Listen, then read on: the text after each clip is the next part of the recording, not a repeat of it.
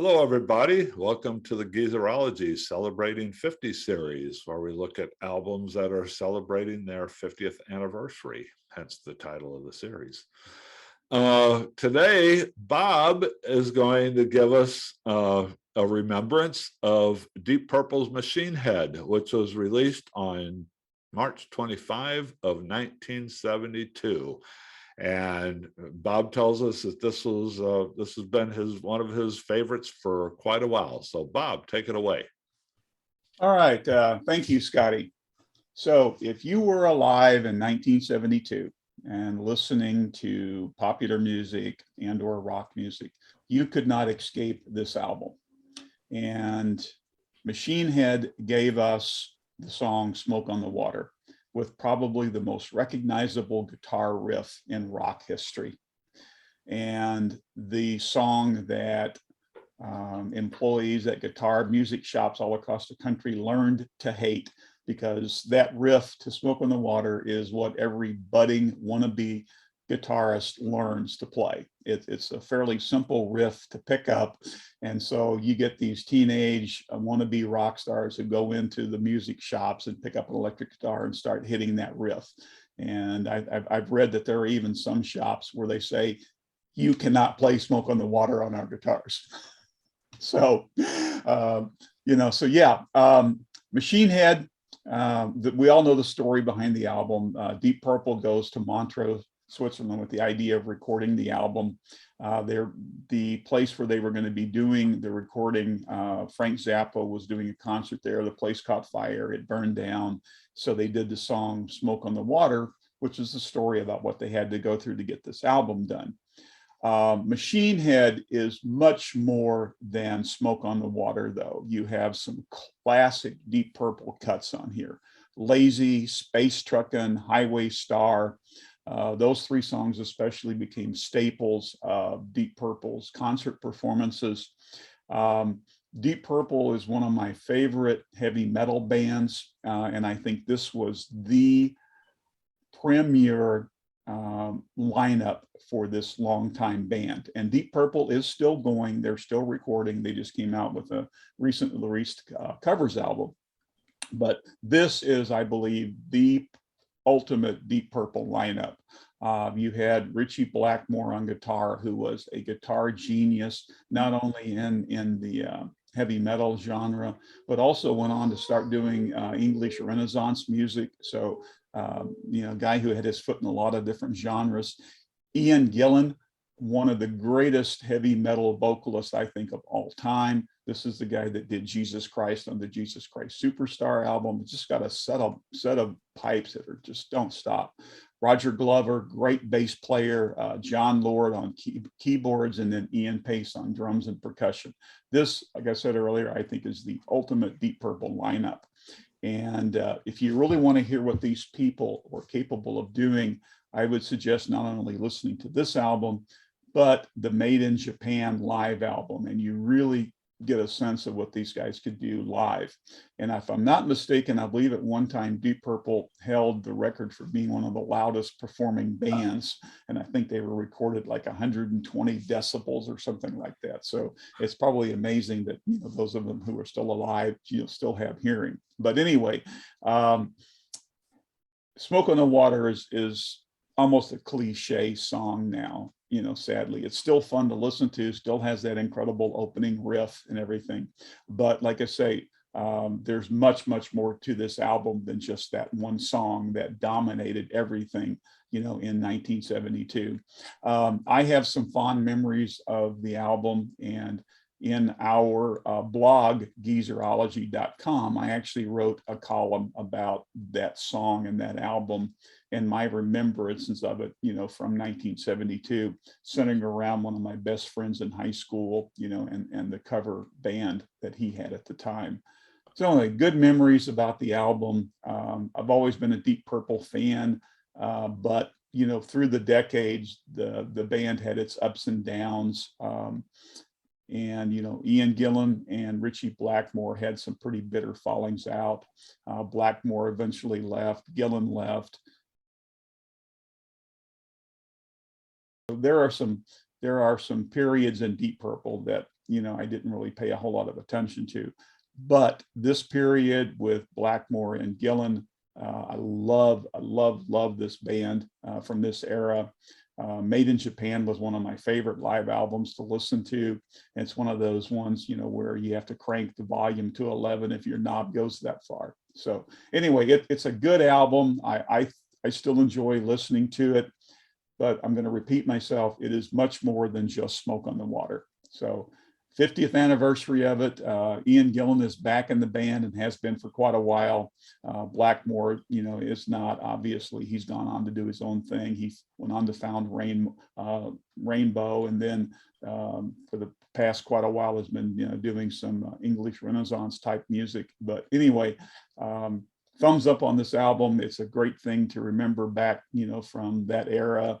And again, when I say one of the premier, I think, heavy metal bands of that period. So that's my take on it. Yeah, this is still sort of that pre-heavy metal era. I mean, Black Sabbath had their debut about 3 years before this, so heavy metal was becoming a thing at this point. But still, I think most people look at this as an early heavy metal album. A lot of heavy metal historians, fans, everything think this is, kind of call it a proto-metal, right?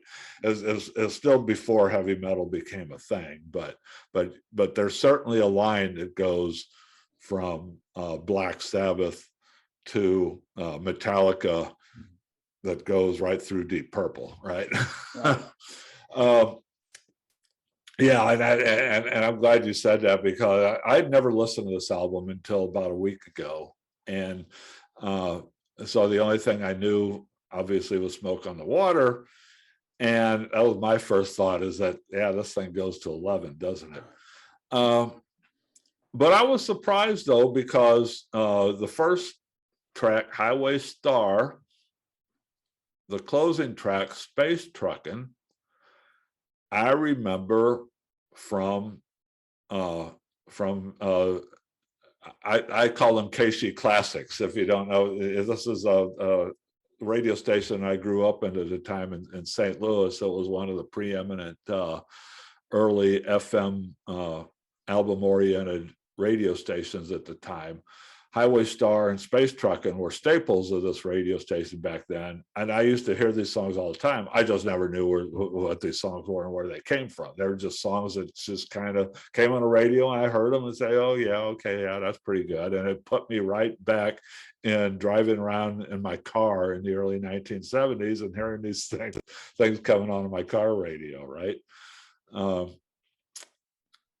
Yeah, so it's definitely a classic album. Dee, do you have anything you want to say about Machine Head? I do. As Bob already pointed out, you couldn't be anywhere in 1972 and not hear Smoke on the Water. And I remember when You couldn't be anywhere in 1982 and not hear Smoke on the Water. Well, anywhere today or 1992 or 2002. It carried over in the fall of 1973 when I moved into a dormitory at Southwest Missouri University, and my roommate, who was from a small town, Missouri, he had this album, and he played it again and again and again. And I mean, I was, had picked up guitar like a year earlier. Yeah, that's one of the first riffs you learn, and it's probably one of the more popular riffs of the early 70s. I think there's other riffs that are, equally memorable, like Day Tripper with the beat. I mean, you can go down the road, but this one, for some reason, I don't know if it was because of FM DJ airplay or whatever, it almost got to the point, overexposure can ruin a great song. And I think this is certainly a precursor the term heavy metal wasn't around at that time. And then also with Space Truckin' and Highway Star, I thought, they were okay. They're good rocking songs, but I wasn't impelled enough to go out and buy it, because there was a lot of other things going on. And you've only got so much of a budget to spend on buying music, especially when you're in college. But yeah, two things on this record that is emblematic, I think, is the keyboard work, John. I mean, every song has got his either fingerprint on or it's a dominant force. And then also their bass player, I can't recall his name right now, but Roger Glover. I mean, he's all over this record. I mean, it's, maybe that was their whole approach, but I mean, there was, yeah, they definitely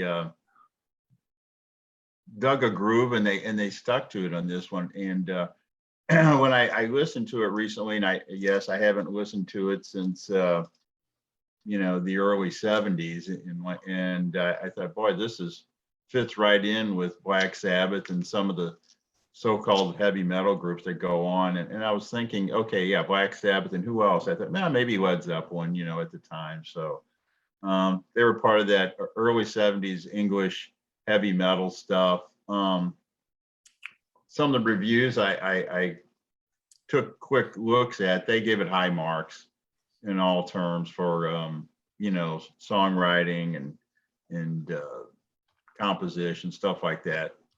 But yeah, I mean, it's dominated, and but Ian Gillan's vocals, it's not my cup of tea, but it's his vocals for me after a while get okay. That's enough for me, So, but outside of that, though, it's certainly a Hallmark album. I'm sure succeeding generations have went to this album and sought inspiration for heavy metal and all the other incarnations that came after it. So that's my take on it. I did not realize Deep Purple was still flying around in some variety or another. But good for Ian Gillan and all that. So yeah, they did a pandemic album of covers. I know, I forget the title of it, but it's been out a few months ago. I don't think it's been a year. Yeah, this is certainly, I've always known this title as a classic of the genre. It's not a genre that I spend a lot of time with, but I certainly, after giving this album a full listen a couple times in the past week, I get it. I get it. Yep, it's a good one. I kind of wore the grooves out on this album, but when they released Made in Japan, I put this album aside, and Made in Japan became my go-to Deep Purple album.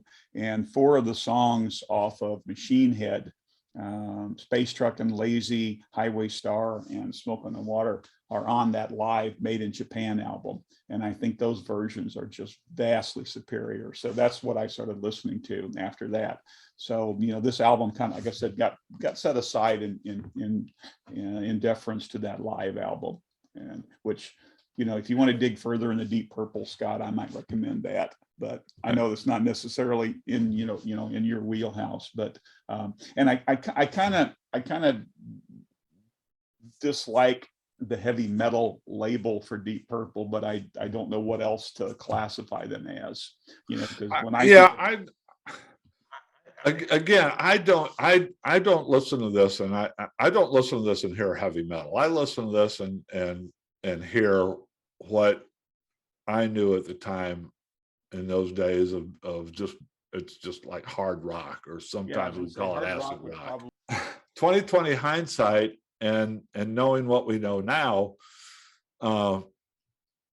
this is, I can hear the genesis of heavy metal here, but I don't hear it as strictly a heavy metal album, though. But I certainly understand how heavy metal grew out of this.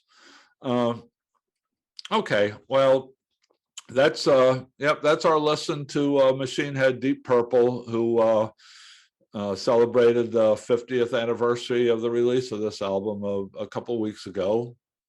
Check it out, everybody. This is I highly recommend this, especially if you're a fan of the genre and for some reason it slipped you by. You definitely should hear this album. This is probably a must-hear album. even if you're not a big fan, it's still a must-hear album, right? For the experience. But thanks for listening, everybody. We'll be back with you on Tuesday with another Geezerology Roundtable, and we'll be back on Friday with some reviews of some sort.